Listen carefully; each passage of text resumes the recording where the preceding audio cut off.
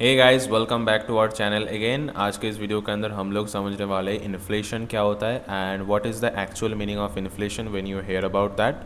So let's start. Inflation is basically nothing but जो हर साल महंगाई बढ़ता है उसको ही बोला जाता है इन्फ्लेशन। लाइक अगर मैं आपको एक एग्जांपल दे के बताऊँ तो आप अगर मान लो दुकान पे गए एंड दुकान पे जाने के बाद अगर आप किसी चीज़ को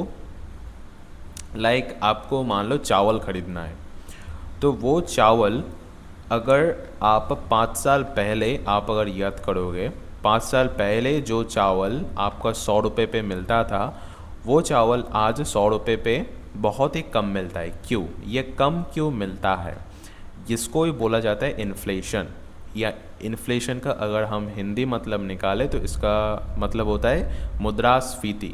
यानी कि हमारा जो मुद्रा होता है उसको धीरे धीरे स्फीति होता जा रहा है, यानी कि वो डिग्रेड करता जा रहा है धीरे धीरे। आप हमारे रुपये का पावर है वो जो धीरे धीरे कम होता जा रहा है, इसको बोला जाता है इन्फ्लेशन। यानी कि अगर हम लोग आज 5 रुपये पे किसी चीज़ खरीद रहे हैं तो वो 10 साल बाद या वो 15 साल बाद वो 5 रुपये पे नहीं मिलेगा। वो आप 10 रुपये पे, 50 रुपये पे, 100 रुपये पे भी मिल सकता है अगर इन्फ्लेशन बहुत तेज़ हो गया। तो the main concept is inflation क्यों होता है। अगर हम इंडिया के बात करें तो इंडिया के अंदर तो जो मनी जो मतलब जो छापने का मशीन होता है वो तो हमारे आरबीआई के पास ही है, रिजर्व बैंक ऑफ इंडिया के पास ही है। तो वो तो अनलिमिटेड पैसा छाप सकते हैं to hold the inflation process and so on like that. But वो क्यों नहीं ये करता? अगर आप मान लो कि आरबीआई ने बहुत सारा पैसा छाप दिया, तो यहाँ पर गेम आता है डिमांड एंड सप्लाई का गेम। अगर पैसा मार्केट के अंदर बहुत आ गया तो उस पैसे का वैल्यू ही नहीं रहेगा। इसीलिए अगर पैसे का सप्लाई बहुत आ गया लेकिन डिमांड नहीं हो रहा तो उस पैसे का मतलब ही क्या है?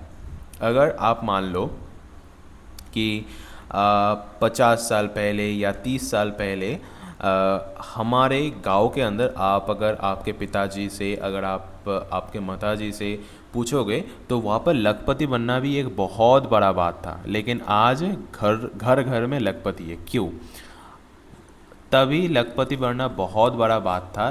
क्यों? क्योंकि तब का लखपति आज का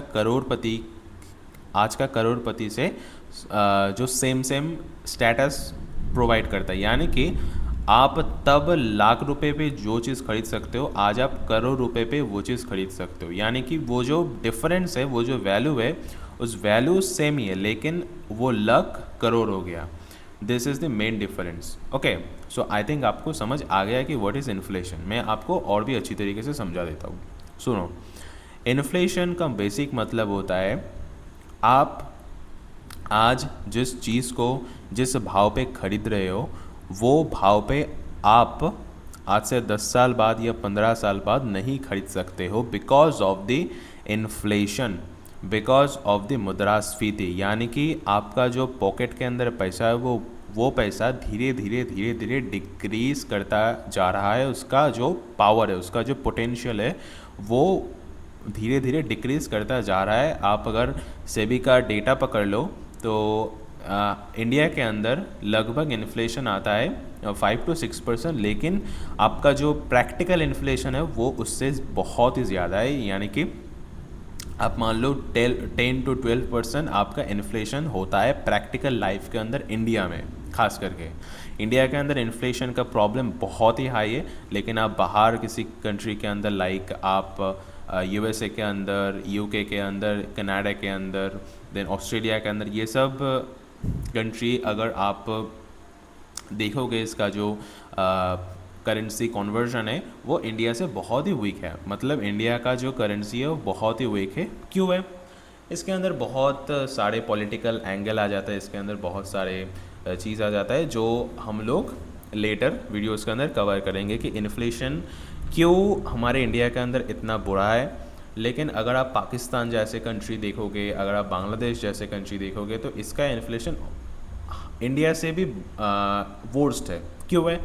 क्योंकि उसका जो उस पाकिस्तान या बांग्लादेश के अंदर जो पॉलिटिकल लीडर्स है जो वो है, तो वो इन्फ्लेशन कंट्रोल नहीं कर सकता, इन्फ्लेशन कंट्रोल नहीं कर पाता है। लेकिन आपका जो सुपर पावर कंट्री बोल लो आप, यूएसए या यूनाइटेड किंगडम, वो लोग बहुत ही अच्छी तरीके से ये मैनेज कर लेता है।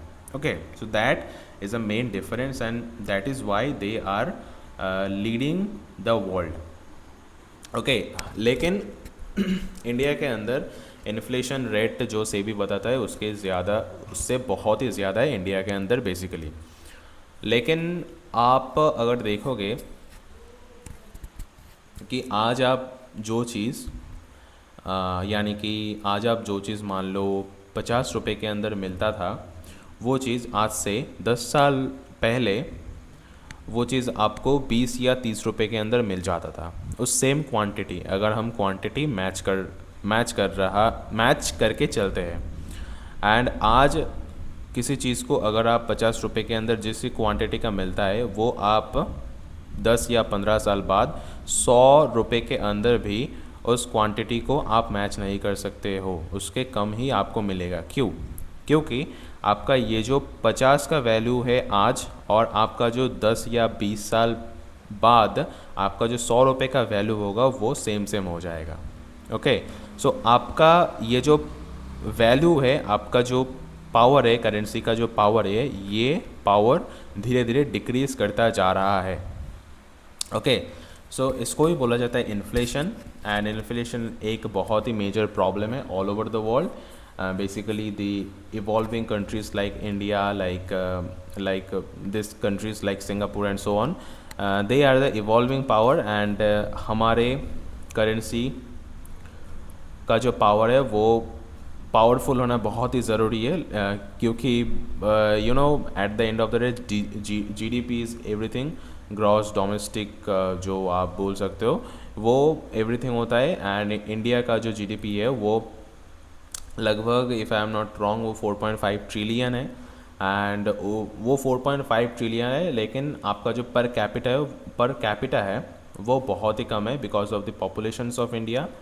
एंड आपका जो इन्फ्लेशन रेट है वो भी धीरे धीरे बढ़ता जा रहा है इंडिया के अंदर, जो एक मेजर कॉशंस है for the financials and for the practical life also. अगर आप एक चीज़ देख लो ना, अगर आपके पास 1 लाख रुपए के अंदर आप जो चीज़ खरीद सकते हो, एंड अगर आप 50 लाख के अंदर वो सेम चीज़ खरीद सकते हो, तो आप 50 लाख रुपए क्यों कैरी करोगे? आपके पास इतना पैसा क्यों होना चाहिए? लेकिन आप उस 1 लाख का वैल्यू अगर 50 लाख के इक्वल है, तो आप क्यों 50 लाख कैरी करोगे? That is the main difference, and that is why inflation is the major questions of India. So I think आपको समझ आ चुका है। तो अगर आपको किसी भी डाउट है तो आप कमेंट सेक्शन पे पूछ सकते हो। I will definitely try to answer them, and I will see you in the next video. Bye.